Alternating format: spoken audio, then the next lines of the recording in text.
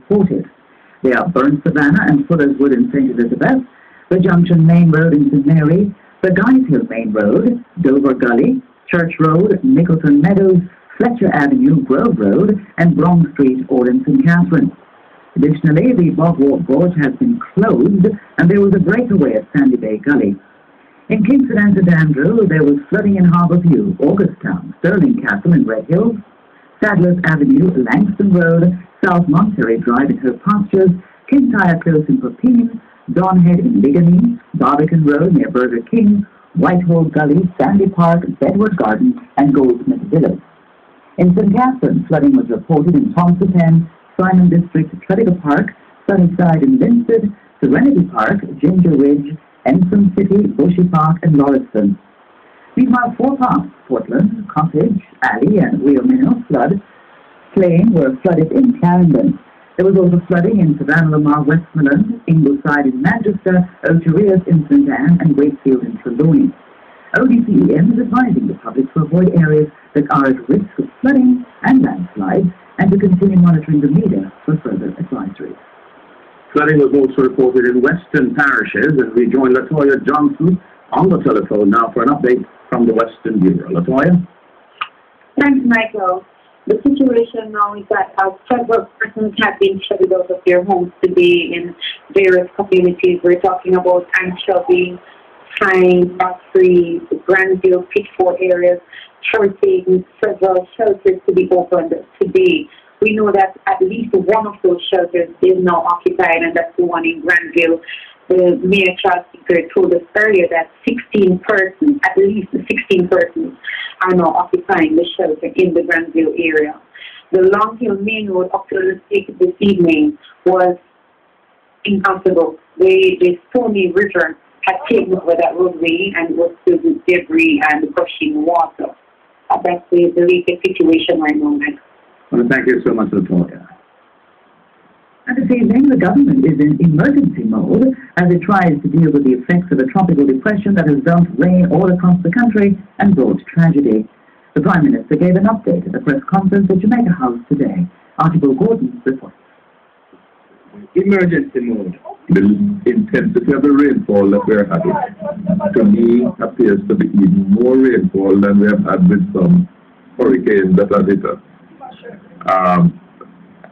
And the damage is going to be extensive. Not the hurricane many feared, but no walk in the park. According to the Prime Minister, the island recorded 8 inches of rainfall in 10 hours, leaving pretty much every parish affected. And in the storm's wake, there have been deaths. We have 2 confirmed fatalities. The police are reporting that 12 persons are missing. They haven't been able to confirm whether or not any of them have been located. People have already had to flee to shelters in St. Catherine and St. James, with others expected to be opened in Clarendon.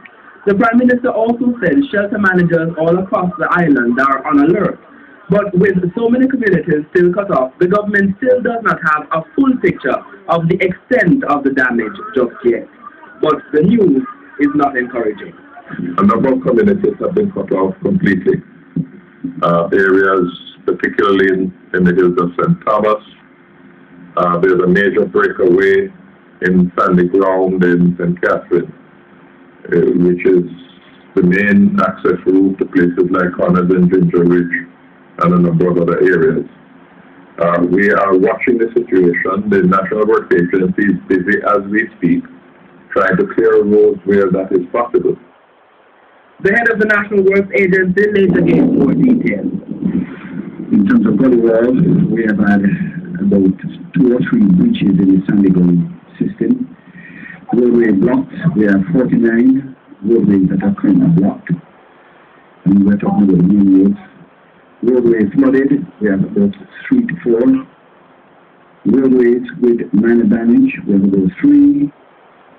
Roadways that are at a single lane, we're talking about 14. Turning to the question of housing, not for the first time, the Prime Minister highlighted the case of people squatting along the banks of the Hope River in St. Andrew. He said the government had located lands for them in St. Thomas and was making plans to relocate them but had run into hurdles. He said during an aerial tour of the corporate area this afternoon, he saw houses perched on the banks of the river, so those plans would have to be fast-tracked. It's something I want to happen with the water and housing to do a survey. We have to take it area by area, identify the areas that are really dangerous areas, and see how quickly we can get a survey done. And at the same time, we know we can ensure that we don't end up with it becoming even more populated after we have done the survey. Article board. Meanwhile, the National Water Commission says about 30 to 40% of its customers have been affected by the rains. Corporate Public Relations Manager Charles Buchanan says this represents about 30 to 40% of NWC customers all across the country. A number of our systems in every single parish across the country are experiencing either total shutdown, resulting in customers either experiencing low water conditions or in some instances significant reduction in our production output capacity, resulting in some customers experiencing low water pressure. The major challenges we are experiencing at our facilities across the country are primarily related to those systems that are electricity dependent, where we are having some significant challenges there, either of low power, low voltage, power fluctuation type issues. Mr. Buchanan says the NWC is working to restore supply to customers, but is being affected by problems accessing some areas. In the meantime, about a third of the customers served by the Jamaica Public Service have also been affected. Information Minister Darrell Barr told the Jamaica House briefing this afternoon that at midday about 170,000 people go without electricity. Prime Minister Bruce Golding says the Light and Power Company is working to get Jamaicans out of the dark. Part of the 9-inch line, cross-country line, coming into Jackson.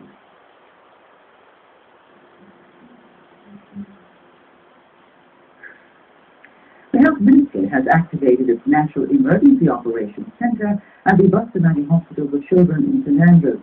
The Minister says while its facilities have been affected, the sector is open and operational.